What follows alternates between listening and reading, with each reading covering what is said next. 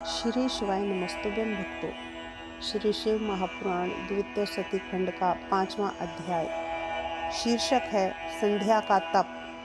सूत जी कहते हैं, ब्रह्मा जी के वचनों को सुनकर मुनि श्रेष्ठ नारद जी ब्रह्मा से बोले कि हे महात्मते, आपने चंद्रमौली शिव जी की यह परम पावन कथा सुनाई है, परंतु जब प्रजापति दक्ष अपनी पुत्री रति को काम के साथ अर्पित कर कर चले गए, तब वहां संध्या ने क्या किया।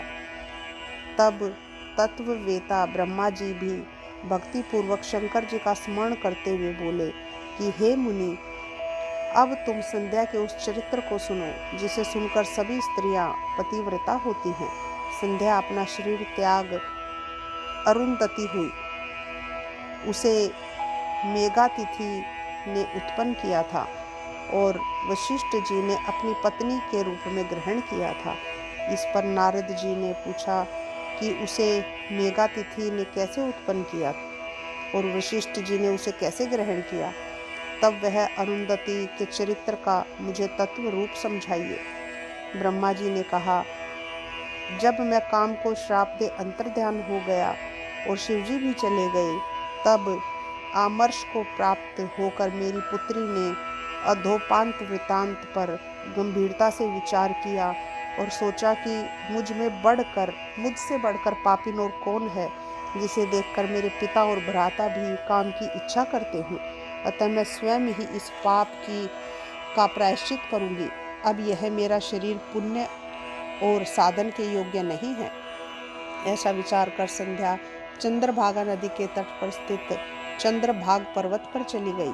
तब मैं अपनी पुत्री को श्रेष्ठ पर्वत पर तपस्या के लिए गई हुई जानकर अपने संयंतात्मक पुत्र वशिष्ठ से कहा कि हे पुत्र वशिष्ठ, तप के लिए जाती हुई मनस्विनी संध्या को तुम जाकर अच्छी तरह दीक्षा दो। अब वह तप के द्वारा मर्यादा की भी मर्यादा स्थापित करेगी। हे मुनि, यदि आवश्यकता हो तो तुम अपने इस रूप को छोड़कर दूसरा रूप धरकर उसके निकट तप की क्रियाओं को दिखलाओ। दूसरे रूप की इसलिए आवश्यकता है कि उसने यह मेरा और तुम्हारा रूप पहले ही देखा है। हे नारद, वशिष्ठ जी ने ऐसा ही किया। वशिष्ठ जी ने कहा, ऐसा ही होगा। यह कहकर वह संध्या के निकट पहुंचे। संध्या चंद्रभाग पर्वत पर के लाल सरोवर के पास बैठी हुई थी। उसके पास पहुंच वशिष्ठ जी ने आदर से पूछा, हे भद्रे, तुम किसकी कन्या हो और इस सरोवर पर क्या करने आई हो। तब अग्नि की तरह दीप्तिमान शरीर वाले वशिष्ठ जी को देखकर संध्या ने प्रणाम किया और कहा, मैं इस निर्जन पर्वत पर तप करने आई हूँ। यदि आप योग्य समझें तो मुझे उपदेश करें। वशिष्ठ जी ने भक्ति वत्सल शिव जी का स्मरण करके कहा, अच्छा, तो तुम अब परम आराध्य शिव जी को मन में धारण कर उन्हीं का भजन करो। इससे तुम्हारे सभी मनोरथों की पूर्ति होगी। ओम नमः शंकराय ओम अंत में लगाकर मौन होकर तप करो। मैं जैसा कहता हूँ उसके अनुसार मौन होकर ही स्नान तथा शिवजी का पूजन करो। शिवजी तुम्हारे सब मनोरथों को शीघ्र ही पूर्ण करेंगे। वशिष्ठ जी ने वहां बैठकर संध्या को तप की सब क्रियाएं बतलाई और वे पुनः ही अंतर्ध्यान हो गए।